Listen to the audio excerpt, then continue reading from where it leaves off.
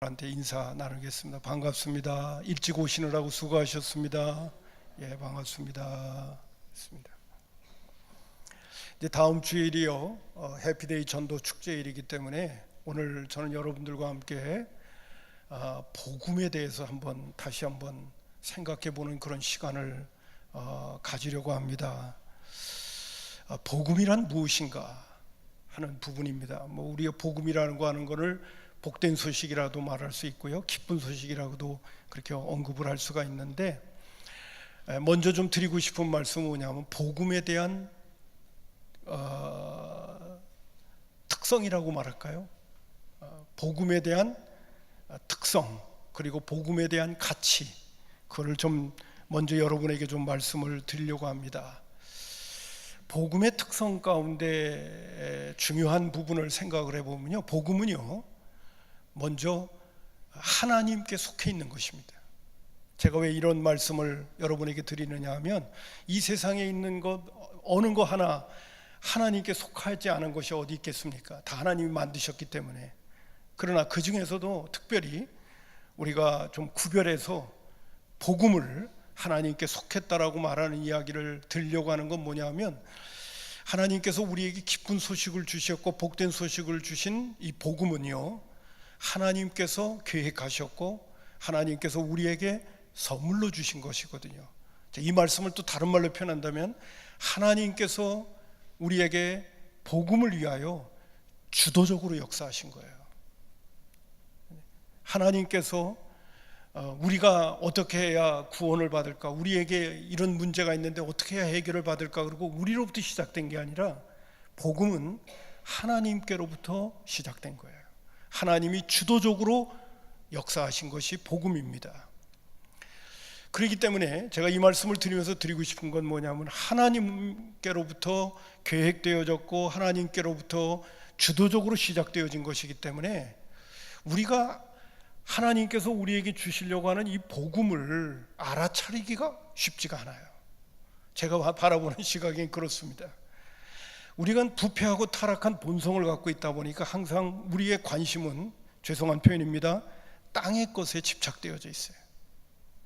그리고 당장 내 눈앞에 있는 현실에 집착되어 있어요. 조금 더 미래를 내다보려고 하는 그런 능력이 우리 가운데 있음에도 불구하고 그것은 가봐야 한다고 생각을 하기도 하고, 그것은 이제 앞으로 이루어질 일이니까 지금 내 눈앞에 지금 주어져 있는 문제에 먼저 급급해할 수밖에 없는 그런 연약함이 우리에게 있는 거예요.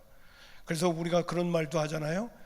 발등에 불 떨어졌다고 하는 그런 표현을 쓰잖아요. 당장 눈앞에 있는 것에만 우리가 쉽게 마음을 빼앗기는 그런 연약함이 우리 가운데 있어요. 그러나 하나님은 과거를 알고 현재를 알고 미래를 아시거든요. 하나님은 모든 걸 다 보고 계시거든요. 그 중에서 최고로 좋은 게 무엇인가를 오늘도 우리에게 주시려고 하시는 분이시거든요. 그러다 보니까 하나님의 생각과 우리의 생각이 너무 차이가 있는 거예요. 그래서 이사야 선지자는 이사야서 55장 7절부터 9절에 이렇게 언급을 하고 있습니다. 우리 하나님께로 돌아오라, 그가 너그럽게 용서하신다고 하시면서, 이는 내 생각이 너희 생각보다 다르며 내 길은 너희의 길과 다름이니라, 여호와의 말씀이라고 그렇게 말해주고 있어요. 뿐만 아니라 이는 하늘이 땅보다 높음 같이 내 길은 너희의 길보다 높으며 내 생각은 너희의 생각보다 높기 때문에 너희들이 다 이해하지 못하고 깨닫지 못하더라도 나를 믿고 나에게 돌아와라 하는 그런 말씀을 이사야 선지자를 통해서 주시는 것을 보게 되어집니다. 그래서 저는 복음이라고 하는 걸 생각할 때 참 하나님이 주도적으로 하나님이 세상을 이처럼 사랑하셔서 독생자를 주시는 그런 하나님의 주도적인 역사였기 때문에 참 우리가 그것을 받아들이기가 쉽지가 않다. 그래서 우리가 예수 믿고 구원받는 것도요, 우리의 능력으로 되는 게 아니에요. 하나님이 전적으로 우리를 도와줘야 돼요. 할렐루야. 성령이 아니고서는 예수를 주라 고백할 수 없다는 게 그래서 그런 거예요. 다 우리가 예수 믿고 하나님의 자녀가 되었다는 것은 하나님의 전적인 도우심이 우리 가운데 있는 거예요. 우리의 능력, 우리의 힘으로는 하나님의 생각, 하나님의 뜻, 그리고 하나님의 역사를 우리가 받아들이고 깨닫고 믿고 따르기가 어려운 것이죠. 이게 한편으로 볼 때 복음의 특성입니다. 두 번째로는 복음의 가치를 좀 생각해 봅니다. 복음은요, 깨어진 하나님과의 관계를 다시 회복시키는 거예요. 이 우주 만물을 창조한 창조주 하나님, 우리에게 있어도 절대적 자원이 되어주시고 절대적 모든 것의 뿌리가 되어주시는 하나님과의 관계가 우리는 깨져버렸어요. 근데 우리가 복음을 받아들이게 되고 복음을 믿게 되어지면 하나님과의 관계가 다시 회복되어지는 거예요. 로마서 5장 10절에 있는 말씀 가운데 보니까 이렇게 말씀하십니다. 바울 사도를 통해서 곧 우리가 원수 되었을 때, 우리가 예수 믿지 않고 있는 상태에 있을 적에는요, 하나님과 우리는 왼수예요. 왼수, 원수 관계입니다. 끔찍한 관계죠. 우주 만물을 창조하신 절대자 주권자 앞에서 우리가 예수님을 통해서 그분과의 관계가 회복되지 않는 상태 속에 있을 때는 우리는 왼수가 되는 거예요, 하나님 앞에. 그렇기 때문에 우리의 미래는 끔찍한 거예요. 예수 믿지 않고 산다는 그 자체가 끔찍한 거예요.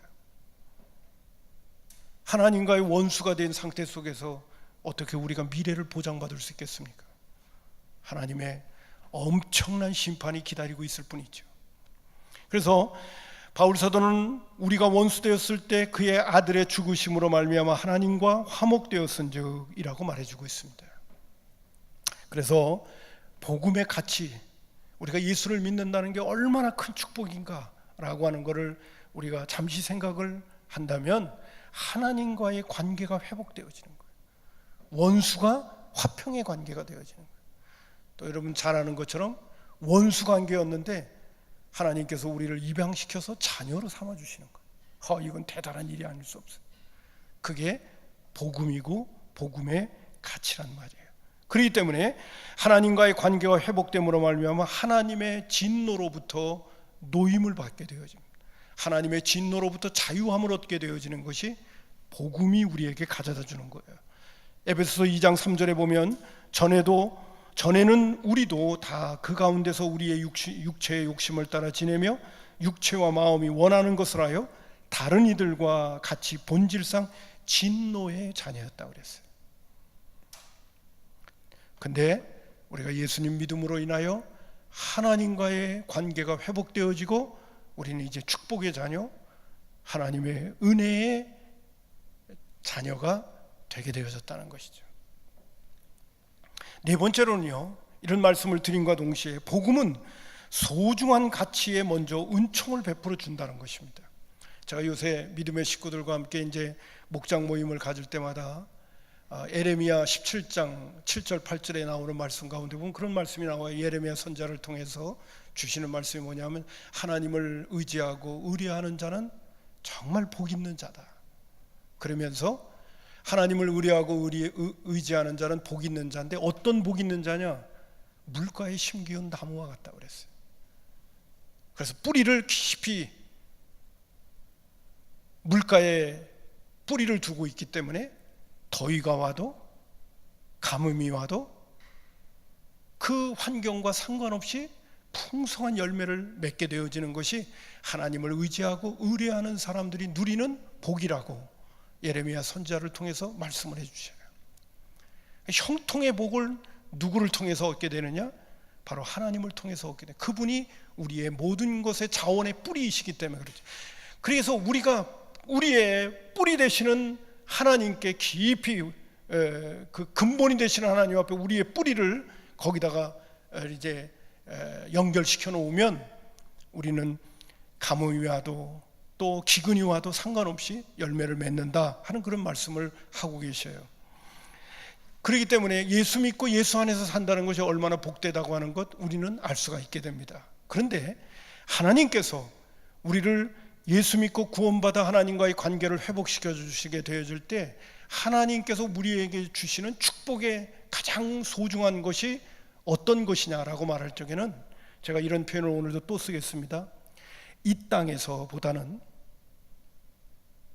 이 땅을 뛰어넘는 영원한 세계에 하나님께서 우리에게 큰 은총으로 준비하고 계시다는 거예요. 다시 말씀드려서 이 땅의 삶은요 강건하면 70이요 80이에요. 오늘 우리는 육신을 입고 살다 보니까 이 땅에 사는 거 정말 대단히 중요하게 생각하죠. 또 중요할 수밖에 없어요. 그러나 하나님의 시간표로 생각한다면 이 땅의 삶은 영원 앞에서는 아무것도 아닌 거예요. 눈 깜짝할 사이가 돼버리는 거예요. 그럼 여러분 생각을 해보세요. 이 땅에서의 삶도 중요하긴 해요. 그러나 하나님은 우리에게 영원한 삶을 우리에게 미래에 준비시켜 놓으셨대. 이 땅에서의 삶의 축복보다는 하나님의 관심이 어디에 더 많을까요? 영원한 삶에 관심이 더 많을 거 아니에요. 이 땅의 삶은 잠시니까. 그러나 영원한 삶은 영원하니까. 나는 우리 성산의 가족들이 좀 힘들고 어렵지만은 현실의 삶도 중요하긴 해요. 그러나 하나님의 시각으로 볼 적에는 이 땅에서의 삶의 시간표보다는 영원한 삶의 시간표가 훨씬 중요한 거예요. 바울 사도는요, 그래서 고린도후서 4장 18절에 이렇게 말씀하십니다. 우리가 주목하는 것은 보이는 것이 아니요 보이지 않는 것이니 보이는 것은 잠깐이라는 거예요. 그러나 보이지 않는 것은 영원하다고 그랬어요. 보이는 것은 잠깐이라고 그랬어요. 여러분, 그러면 오늘 우리가 육신을 입고 이 땅에 사는 게 보이는 것이에요, 보이지 않는 것이에요? 예? 보이는 것이에요, 보이지 않는 것이에요? 이 땅에서의 삶은 보이는 것입니까, 보이지 않는 것입니까? 보이는 것이에요. 보이는 것은 잠깐이래요. 보이지 않는 것은 영원하다고 그랬어요. 그러면 저와 여러분들도 짧은 시간이 더 중요합니까, 긴 시간이 더 중요합니까? 당연하죠. 짧은 시간보다 긴 시간이 중요하죠. 하나님께서 예수 그리스도를 믿고 구원을 받고 하나님의 자녀가 되어 우리에게 복을 주시려고 할 때는 짧은 시간에다 초점을 맞추지 않아요. 하나님은 우리에게 긴 시간에다가 초점을 맞춰주시는 거예요. 그렇다면 우리의 시각 역시도 보이는 것은 잠깐이고 보이지 않는 것은 영원하니까 우리가 좀 힘들고 어렵습니다. 우리는 보는 것으로, 만져지는 것으로, 들려지는 것으로 모든 것들을 감각하고 느끼고 살려고 하지만은 하나님의 시각을 가지고 믿음의 눈을 열어서 말씀에 의지하여 우리는 보이지 않는 것에 자꾸 우리의 마음을 쏟으려고 관심을 저쪽에다 둘 수 있어야 한다는 것입니다. 보이는 것은 잠깐이요 보이지 않는 것은 영원하니까 하나님이 우리에게 주시려고 하는 축복은 보이는 것에 있는 것보다는 보이지 않는 것 쪽에 더 많고 큰 거예요.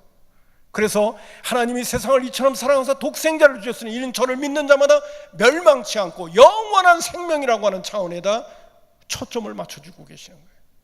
우리는 당장 오늘 현실 속에서 뭐가 내가 원하는 대로 뭐가 이루어지고 뜻하는 대로 뭐가 되어지고 거기에 우리의 만족이 있고 우리의 관심이 있을런지 몰라도 하나님은 저 미래까지 내다보시니까, 영원한 세계까지 내다보시니까 하나님은 오늘도 우리에게 그런 말씀을 하십니다. 네가 몰라서 그래. 네가 영원한 세계에 대해서 관심이 없어서 그런 거야. 정말 영원한 세계가 있다는 걸 믿는다면 지금 잠깐 있다가 없어질 이 땅에서의 삶에 그렇게 마음 빼앗겨서는 안 되지. 내가 너한테 주려고 하는 건 영원한 삶 속에 거기다가 초점을 맞추고 있는 거니까 좀 나를 믿고, 내 생각은 너희 생각보다 높고 하늘과 땅이 하늘보다 하늘이 땅보다 높은 것 같이 내 말을 좀 믿고 따라오렴. 이렇게 하나님은 오늘도 우리에게 말씀하신다고 하는 것입니다.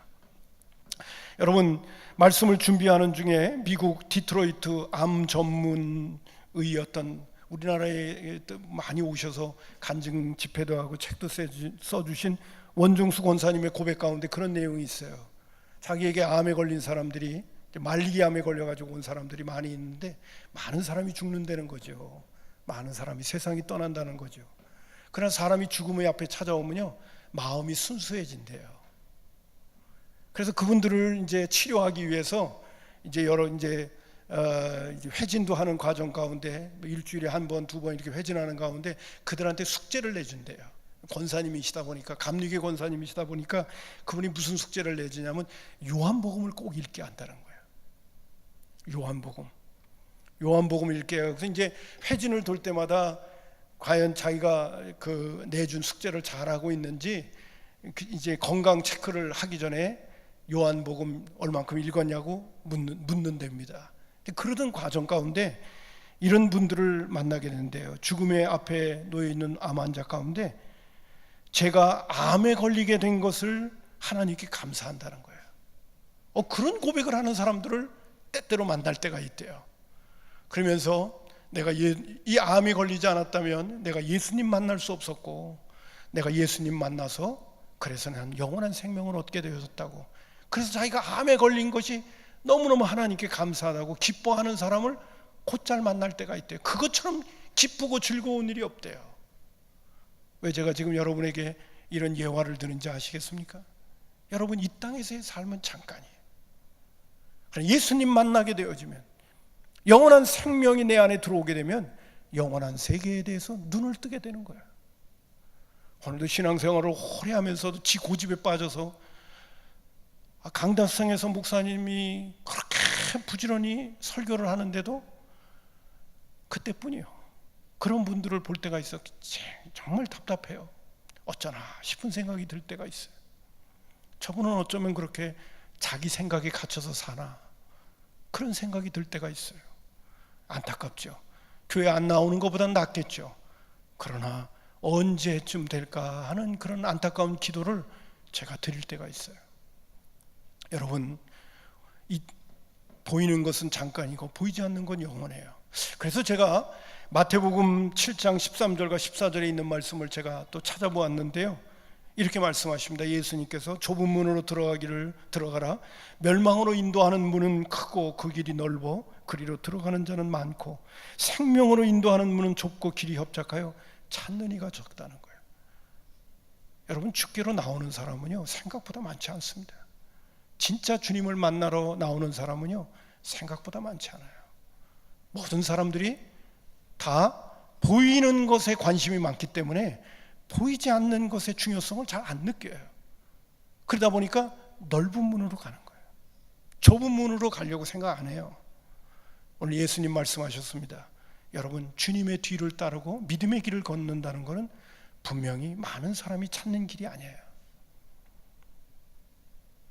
나는 아무쪼록 우리 성산의 가족들이 이 길에 대한 확신을 가지고 주님 안에서 기쁨과 감사함으로 이 길을 승리롭게 걸을 수 있기를 바라고요.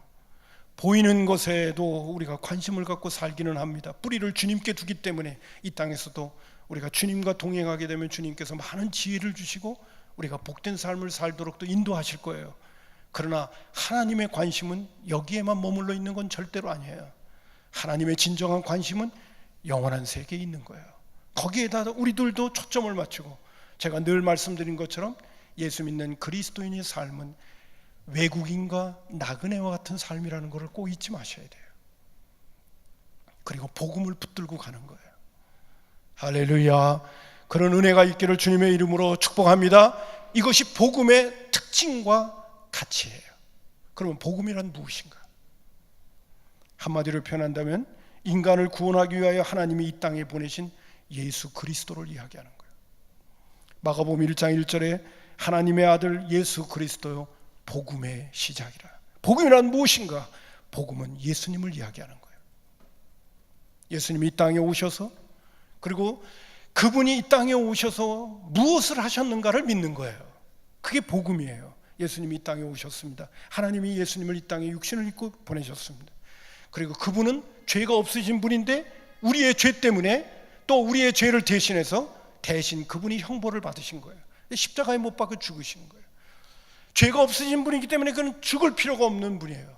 그러나 우리의 죄를 짊어지시고 십자가에서 죽으셨습니다. 뿐만 아니라 우리에게 주인이 되어주시고 왕이 되어주시고 목자가 되어주시기 위하여 예수님은 사망 권세를 이기시고 다시 살아나신 거예요. 그래서 여러분, 신앙생활이라는 거 미리 말씀드립니다마는 예수님이 십자가에 못 박혀서 우리의 죄를 대신해서 죽으셨죠? 또 하나 중요한 것은 예수님은 부활하셨어요. 그리고 부활하신 그분이 지금 어디에 와 계시냐면 나와 함께 계시는 거예요. 신앙생활이란 우리 주님과의 동행을 이야기하는 거예요. 그분과 교제하면서 동행하는 삶이, 그게 신앙생활이에요. 저도 예전에는 이 진리의 말씀을 깨닫기 전에는 주님을 가까이 한다는 것을 그렇게 중요하게 생각하지 않았어요. 그런 시절도 있었어요. 주일날 교회 나가서 예배드리면 그것이 예수 믿는 그리스도인이겠지, 그 정도로만 생각할 때도 있었어요, 어렸을 때는. 그러나 신앙생활이란 절대로 그게 아니에요. 예수님이 부활하셨기 때문에, 그리고 그분이 지금 나와 함께 계시기 때문에 그분과 동행해야 되는 거예요. 하나님과 나 사이가 원수되어졌는데 하나님께서 우리를 예수 그리스도를 통하여 화목하게 하셨어요. 그래서 하나님과 우리 예수님과 성령님과 우리는 가까이졌어요. 부모와 자식과의 같은 관계가 되어버렸어요. 그 다음에 우리는 어떻게 할 거예요? 그 관계를 그냥 누리니까 좋아, 그걸 끝나는 게 아니죠. 그 관계를 우리는 누려가야죠. 그 누려가는 게 무엇입니까? 주님과 교제해야 되는 거예요. 예전에는 원수 관계였어요. 그렇기 때문에 교제할 수 없었어요. 그러나 이제는 자녀가 되어버렸어요. 그러니까 이제는 아버지와 교제해야 되는 거예요. 교제란 무엇입니까? 하나님과 함께하는 시간을 갖는 거예요. 여러분, 신앙생활이라고 하는 건 주일날 한번 교회 나와서 하나님 앞에 예배드리면 끝나는 게 신앙생활이 절대로 아닙니다. 평소에도 나와 함께 계시는 그 주님과 말씀과 기도로 교제해야 되는 거예요. 할렐루야. 이 생활이 구체화되어져야 영원한 하늘나라를 위하여 준비해가는 삶을 사는 거예요. 아멘입니다. 이게 복음이에요. 그리고 주님은 우리의 왕이 되시기 위하여, 주인이 되시기 위하여, 목자가 되시고 우리의 삶을 인도해 가시기 위하여 그분은 부활하신 거예요. 그래서 부활하신 그분과 우리는 동행해야 되는 거예요. 실제적으로 동행해야 되는 거예요. 그 동행에서는 하나님의 말씀에 늘 귀를 기울이고 그분과 교제하는 일이 무엇보다도 중요하다는 것이죠. 할렐루야. 자, 복음은 이 정도로 하고요. 복음에 의해서 누려지는 것 또 한 번 말씀을 드린다면, 예수님께서 나의 죄를 대신해서 십자가에 못 박혀 죽었기 때문에 나는 이제는 더 이상 죄의 진노와 형벌에서부터 노임을 받게 되어져, 면제를 받게 되어집니다. 그리고 예수님의 부활과 더불어 예수님의 생명인 성령님이 우리 가운데 오셔서 우리로 하여금 하나님의 자녀가 되는 권세를 주시게 되어졌어요. 그리고 성령님께서 우리가 마음문을 열고 주님을 영접하려고 할 적에 우리로 하여금 예수 없이, 주님 없이 살던 지난날의 삶을 뉘우치게 만들어 주십니다. 그걸 회개라고 얘기해요. 나는 다시는 주님 없는 예전에 내 마음대로, 내 뜻대로, 내 생각대로 살아갔던 삶을 이제는 내려놓는다. 그 삶이 얼마나 어리석은 삶이었는가를 이제는 내버리는 거예요. 마음을 돌이키는 거예요. 회개란 무엇인가? 이제는 내 마음을 돌이키는 것을 얘기해요. 하나님 없는 삶을 살았던 지난날의 과거를 청산하고 이제는 하나님을 주인으로 모시고 나의 목자로 모시고 그분이 인도하시는 대로 따라가겠다고 그분에게 순종하려고 하는 각오를 갖는 태도, 그것이 회개예요. 그리고 좀 전에도 말씀드린 것처럼 그분과 나와의 관계가 회복되어졌으니까 그분과 내가 어떻게 해야 되는 겁니까? 늘 끊임없이 그분과 교제하면서 사는 거예요. 할렐루야. 이것이 복음이고 복음 안에서 누리는 예수 믿는 그리스도인의 삶인 거예요. 그리고 주님을 그렇게 가까이서 가까운 관계가 되게 해주셨던 것을 알고 말씀과 기도로 늘 깨어서 주님과 동행하며 주님과 교제하게 될 때 주님이 우리에게 주시는 그 은혜와 축복은 세상 사람들이 알 수가 없죠. 그 축복의 주인공으로 살아가는 것이 그리스도인이란 말이죠. 자, 이제 말씀의 끝부분을 드리려고 합니다. 그러면 왜 우리는 복음을 증거해야 합니까? 지난주에도 말씀드렸습니다마는 우리가 복음을 증거해야 될 가장 근본적인 이유는 마음과 뜻과 정성과 힘을 다하여 하나님을 사랑하기 때문에, 또 사랑하라고 하신 것 때문에 그런 거예요. 하나님을 사랑한다는 것은 하나님의 말씀에 순종해야 되는 거예요. 근데 하나님께서 오늘 우리에게 뭐라고 했냐면, 너희는 세상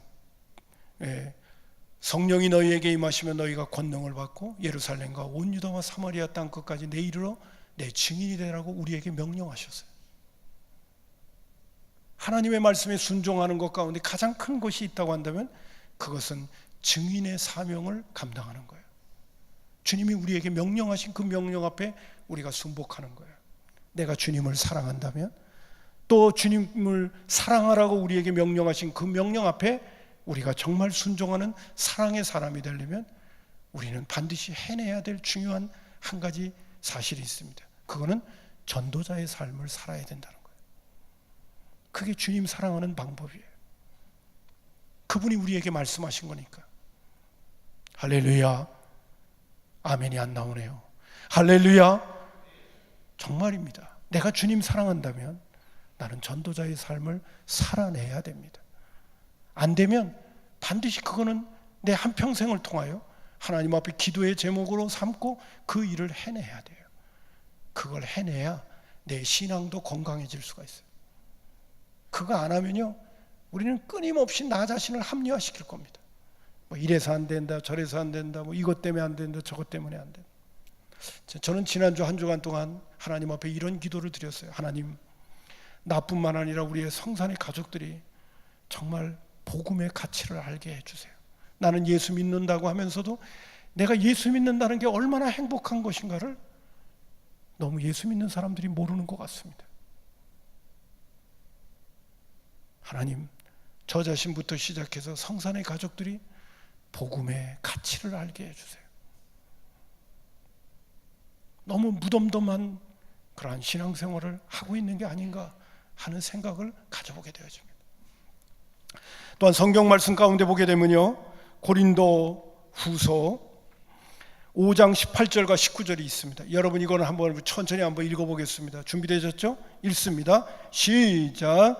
모든 것이 하나님께로부터 났으며 그가 그리스도로 말미암아 우리를 자기와 화목하게 하시고 또 우리에게 화목하게 하는 직분을 주셨으니 곧 하나님께서 그리스도 안에 계시사 세상을 자기와 화목하게 하시며 그들의 죄를 그들에게 돌리지 아니하시고 화목하게 하는 말씀을 우리에게 부탁하셨느니라. 우리가 누구예요?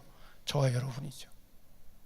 하나님이 우리를 화목하게 하시고 우리로 하여금 화목하게 하는 직분을 주셨다고 그랬어요. 여러분, 전도자의 삶이라고 하는 것은 명령인과 더불어 하나님께서 우리에게 주신 사명이에요. 내가 이거를 실천하지 못하면서 나 하나님 사랑한다고 백날 얘기해도 소용없어요. 말로 골백 번 얘기해도 소용없어요. 내가 하나님을 정말 사랑한다면 나는 그분의 명령에 순종해야 되고 그분이 나에게 주신 직분을 잘 이행해야 돼요. 그거 안 하면서 나 하나님 사랑해요. 주님 말씀하신 거, 행함이 없는 믿음은 그 자체가 죽었다고 그러고, 말로만 사랑하지 말고 행함과 진실함으로 하라고 우리에게 말씀해 주셨던 것을 우리는 잊지 않아야 합니다.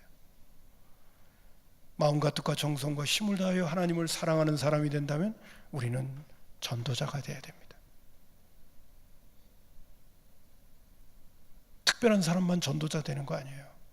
내가 예수 믿고 복음의 가치를 아는 사람이라면 우리 다 전도자의 사명을 감당해요. 다음 주는 또한 해피데이 전도 축제가 우리 교회적으로 이루어지는데도 불구경, 남의 집 구경하는 것처럼 그렇게 신앙생활을 하고 있는 분들이 있다고 한다면 제가 뭐라고 표현해야 되겠습니까? 주님은 또 어떻게 생각하고 계실까요? 여러분, 이 부분을 여러분 잘 생각하면서 내가 지금 어떤 신앙생활을 하고 있는가를 다시 한번 되돌아봐야 될 필요가 있습니다. 여러분, 성경이 우리에게 제시하시는 건 딱 두 가지입니다. 하나님 사랑하고 이웃 사랑하라는 거예요.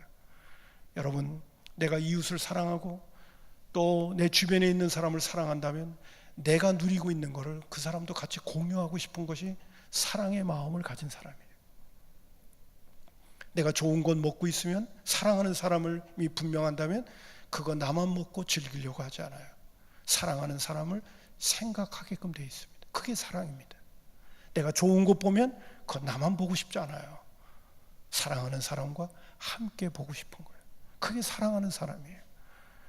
내가 내 이웃을 사랑하고 사랑의 사람으로 산다면 내가 누리고 있는 복음을 다른 사람들에게도 누릴 수 있도록 도와줘야 돼요. 그게 이웃을 사랑하는 거예요. 과연 나는 하나님을 사랑하고 있습니까? 나는 이웃을 사랑하고 있습니까? 이번에 우리 강대상의 표를 그렇게 했습니다. 이웃 사랑의 목적을 전도에다 주자. 전도로 완성하자. 여러분, 우리가 아무리 많은 사랑을 내 주변에 있는 사람에게 내가 공급한다 하더라도 그로 하여금 예수 믿을 수 있도록 도와주지 못한다면 우리는 사랑의 완성을 하지 못하는 거죠. 아무쪼록 여러분, 복음이 무엇인가를 다시 한번 마음속에 새기면서 나는 복음의 가치를 아는 사람인가, 복음을 누리고 있는 사람인가? 다시 한번 생각하면서 아직도 내 자신에게는 여러모로 부족한 것이 많다면 그 부분부터 다시 기도하면서 우리의 믿음을 다시 추스릴 수 있는 기회가 됐으면 좋겠고요.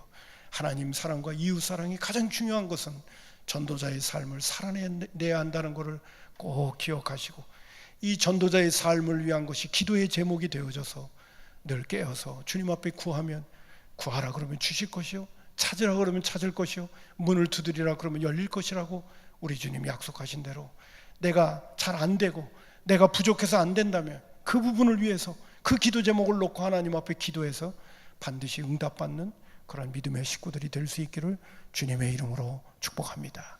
기도하겠습니다. 고마우신 아버지 하나님,